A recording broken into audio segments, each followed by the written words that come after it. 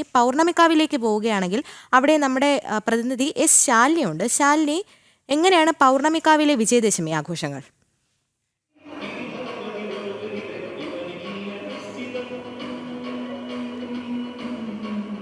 ദുർഗ, വീണ സൂചിപ്പിച്ചതുപോലെ തന്നെയാണ് ഒരു ഭക്തിസാന്ദ്രമായ അന്തരീക്ഷം, ഭക്തിമുഖരിതമായ അന്തരീക്ഷത്തിലാണ് നമ്മളിപ്പോൾ നിൽക്കുന്നത്. തിരുവനന്തപുരം വെങ്ങാനൂർ പൗർണമിക്കാവ് ക്ഷേത്രത്തിലാണ് ഞങ്ങളിപ്പോൾ ഉള്ളത്. വലിയ രീതിയിലുള്ള ഒരുക്കങ്ങളാണ് ഈ ഒരു വിജയദശമി ദിനത്തിൽ ഈ ക്ഷേത്രത്തിൽ ഒരുക്കിയിട്ടുള്ളത്. നമുക്കറിയാം, ഒരുപക്ഷെ തെക്കൻ കേരളത്തിലെ തന്നെ ഏറ്റവും പ്രസിദ്ധമായൊരു ക്ഷേത്രം, അതിൽ തന്നെ 51 അക്ഷരദേവതാ ക്ഷേത്രമാണ്. അപ്പോൾ കുഞ്ഞു മക്കൾ അക്ഷരലോകത്തേക്ക് കൈപിടിച്ച് അവരെ കയറ്റുമ്പോൾ അതിന് ഏറ്റവും പ്രാധാന്യത്തോടു കൂടി അതിനു വേണ്ടിയിട്ടുള്ള ചടങ്ങുകളും ഒരുക്കങ്ങളും ഒക്കെ നടത്തുന്നത് ഈ പൗർണമിക്കാവിലെ ഈ ക്ഷേത്രമാണ്. പൗർണമിക്കാവ് ദേവി ക്ഷേത്രത്തിൽ നമ്മളിപ്പോൾ ദൃശ്യങ്ങളിൽ കാണുന്നത് കഴിഞ്ഞ ദിവസങ്ങളിൽ പൂജവയ്പ് നടത്തിയ പുസ്തകങ്ങളും ഒപ്പം തന്നെ ദേവിയും ഒക്കെയാണ്. ഏകദേശം 8 മണിയോട് കൂടിയാണ് ഇവിടുത്തെ എഴുത്തിനിരുത്തൽ ചടങ്ങുകൾ ആരംഭിക്കുന്നത്.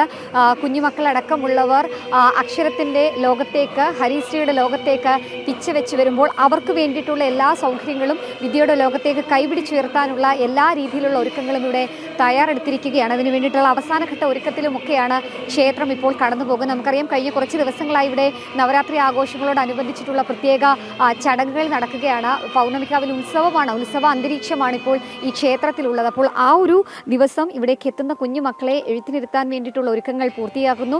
ഏകദേശം 8 മണിയോടുകൂടി എഴുത്തിനിരുത്തൽ ചടങ്ങുകൾ ആരംഭിക്കും. നമുക്കിപ്പോൾ ഇവിടെ കാണാം, പ്രത്യേക പീഠങ്ങൾ തയ്യാറാക്കിയിട്ടുണ്ട്. ഇവിടെ ഏകദേശം 20-ലധികം വരുന്ന വ്യക്തിത്വങ്ങൾ, അത് സാംസ്കാരിക പ്രമുഖർ, ഒപ്പം തന്നെ രാഷ്ട്രീയ ശാസ്ത്ര രംഗത്തെ 20-ലധികം വരുന്ന ആചാര്യന്മാരാണ് കുഞ്ഞു മക്കൾക്ക് വിദ്യാരംഭം കുറിച്ച് നൽകുന്നത്, ഹരിശ്രീ കുറിച്ച് നൽകുന്നത്.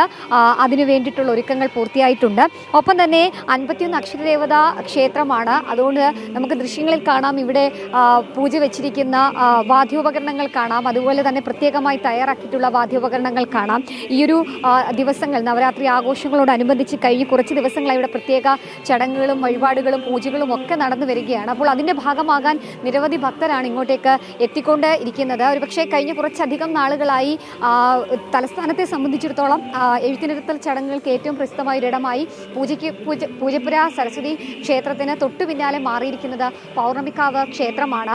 ആ ക്ഷേത്രത്തിൽ അതിനു വേണ്ടിയിട്ടുള്ള തയ്യാറെടുപ്പുകളും ഒരുക്കങ്ങളും ഒക്കെ അന്തിമഘട്ടത്തിലേക്ക് കടക്കുകയും ചെയ്തിട്ടുണ്ട്. നമുക്കറിയാം, 100 കണക്കിന് കുഞ്ഞു മക്കളാണ് ഇതിനോടകം തന്നെ ഇവിടെ പേര് രജിസ്റ്റർ ചെയ്ത് ഈ ഒരു ചടങ്ങിൻ്റെ ഭാഗമാകാൻ കാത്തിരിക്കുന്നത്. കൂടാതെ തന്നെ നവരാത്രി ഉത്സവത്തോടനുബന്ധിച്ച് അക്ഷരദേവത പ്രശ്നോത്തരി മത്സരവും ഇവിടെ സംഘടിപ്പിച്ചിട്ടുണ്ട്. ഞായറാഴ്ച മുതൽ ഈ മാസം 5-ാം തീയതി വരെയാണ് ക്ഷേത്രത്തിൽ പ്രത്യേകമായിട്ട് അങ്ങനെ ഒരു പരിപാടി കൂടി സംഘടിപ്പിച്ചിട്ടുള്ളത്. അപ്പോൾ കുഞ്ഞു മക്കൾ ആദ്യമായി ഈ ഒരു ലോകത്തേക്ക് വരുമ്പോൾ അവർക്ക് വേണ്ടിയിട്ടുള്ള എല്ലാ രീതിയിലുള്ള ഒരുക്കങ്ങളും തയ്യാറെടുപ്പുകളും ഒക്കെ ഈ ക്ഷേത്രം നടത്തുകയാണ്. അതുമാത്രമല്ല, അക്ഷരദേവകളെ മാത്രം ആരാധിക്കുന്ന വളരെ ചുരുക്കം ക്ഷേത്രങ്ങളിൽ ഒരു പ്രധാനപ്പെട്ട ക്ഷേത്രം കൂടിയാണ് പൗർണമിക്കാവ് ക്ഷേത്രം. അക്ഷരങ്ങളുടെ പൗർണമിക്കാവ് എന്നുള്ളതാണ് ഈ ഒരു ക്ഷേത്രത്തെ പറ്റി അറിയപ്പെടുകയും ചെയ്യുന്നത്. അതുമാത്രമല്ല, അക്ഷരങ്ങളെ ആരാധിക്കുന്ന, അക്ഷരങ്ങളെ മാത്രം ദേവതകളായി കണ്ട് ആരാധിക്കുന്ന ഒരു ക്ഷേത്രമാണ്. നമുക്കൊട്ടും ഒരു പക്ഷേ സുപരിചിതമല്ല എങ്കിൽ പോലും ഇങ്ങനെ ഒരു ക്ഷേത്രവും ഉണ്ട് തലസ്ഥാന ജില്ലയിൽ എന്നുള്ളതാണ് ഏറ്റവും എടുത്തു പറയേണ്ടത്. അതുമാത്രമല്ല, തിരുവനന്തപുരം ജില്ലയിലെ വെങ്ങാനൂരിന് സമീപത്താണ്, വെങ്ങാനൂരിലാണ് ഈ ക്ഷേത്രം സ്ഥിതി ചെയ്യുന്നത്. അക്ഷരദേവതകളെ ദേവതകളാക്കി ഇവിടെ പ്രതിഷ്ഠിച്ചിട്ടുണ്ട്. കൂടെ തന്നെ 51 അക്ഷരങ്ങളെയും ക്ഷേത്രത്തിൽ ദേവതകളാക്കി പ്രതിഷ്ഠിച്ചിട്ടുണ്ട് എന്നുള്ളതാണ്. അപ്പോൾ അക്ഷരങ്ങളുടെ ദിവസമാണ് ഇന്ന്, വിധിയുടെ ദിവസമാണ്, തിന്മയ്ക്ക് മേൽ നന്മ വിജയം നേടിയ ദിവസമാണ്. ആ ഒരു വിജയ ദിവസം അക്ഷരങ്ങൾക്ക് മാത്രമായി ഒരു ക്ഷേത്രം കൂടി തലസ്ഥാനത്തുണ്ട് എന്ന് പറയുമ്പോൾ അവിടേക്ക് നിന്ന് അതിൽ നിന്ന് തത്സമയം പ്രേക്ഷകരിലേക്ക് ഇവിടുത്തെ ദൃശ്യങ്ങൾ എത്തിക്കാൻ കഴിഞ്ഞതിൽ ജനം ടിവിയും വളരെയധികം ചാരിതാർത്ഥ്യം ഉണ്ട് എന്നുള്ളതാണ്. അത് മാത്രമല്ല, അക്ഷരങ്ങൾക്ക് ദൈവിക സങ്കല്പം നൽകുന്നതിലൂടെ മലയാള ഭാഷയുടെ മഹിമയും പ്രാധാന്യവും ലോകത്തിന് മുന്നിൽ ഉയർത്തിക്കാട്ടുന്ന ഒരു ക്ഷേത്രം കൂടിയായി ഈ പൗർണമിക്കാവ് മാറുന്നുണ്ട്. ഋഗ്വേദം ഉൾപ്പെടെയുള്ള വേദങ്ങളെയും ഒപ്പം തന്നെ ഹൈന്ദവ പുരാണങ്ങളെയും അടിസ്ഥാനമാക്കിയാണ് ഓരോ അക്ഷരങ്ങൾക്കും ഓരോ ദേവതാ സങ്കല്പം ഈ പൗർണമിക്കാവിൽ നൽകിയിട്ടുള്ളത്.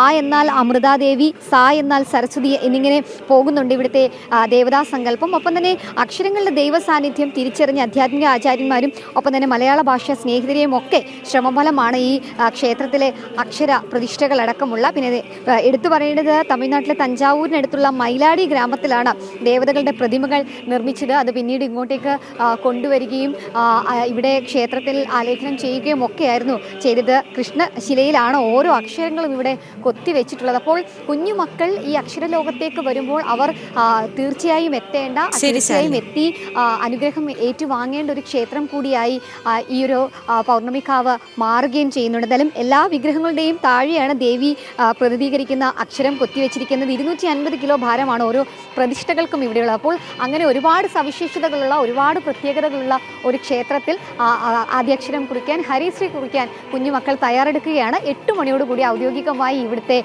ചടങ്ങുകൾ പുരോഗമിക്കുകയും ചെയ്യും. അവർക്ക് പ്രത്യേക സമ്മാനങ്ങളൊക്കെ കൊടുക്കാനൊക്കെയാണ് ക്ഷേത്ര ഭരണസമിതിയൊക്കെ തീരുമാനിച്ചിരിക്കുകയും ചെയ്യുന്നത്.